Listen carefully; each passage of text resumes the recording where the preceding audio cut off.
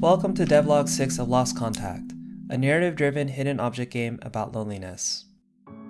I believe in playtesting early and playtesting often.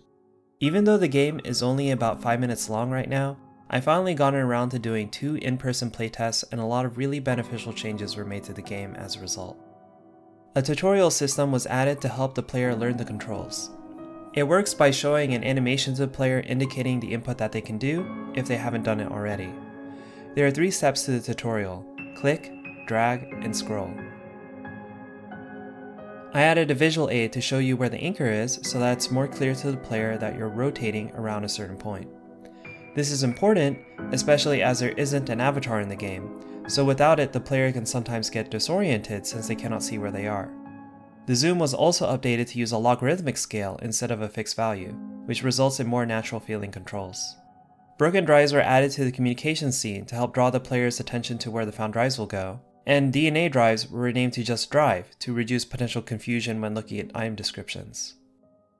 Although DNA as a storage format is a theoretical storage format that I'd like to exist in the setting, describing it in a top-level description combined with most people's unfamiliarity of the topic can lead the player to think that the DNA aspect is more important to the story than it actually is. Aside from playtesting, new features were also added. We've got 3 new rooms. There's the station center, the storage room,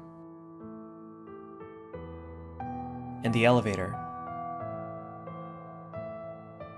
There's visual feedback for when the card is invalid for the door, and now there are transitions between scenes, and a simple system for preventing previously collected items from respawning and previously seen cinematics from replaying. The game is starting to come together, which is really exciting. You can start to explore the station, going from one room to another, and we're approaching the phase where we just need to start making all of the content that goes into the game. In fact, the last major pieces of programming left are the dialogue system and the inventory UI, both of which I'm hoping to get done over the next 2 weeks or so.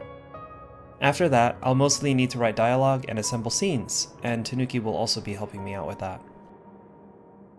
I'm still streaming development of this game 4 days a week on Twitch if you'd like to come by to see how it's doing. And, if you're a patron, thanks for your support once again.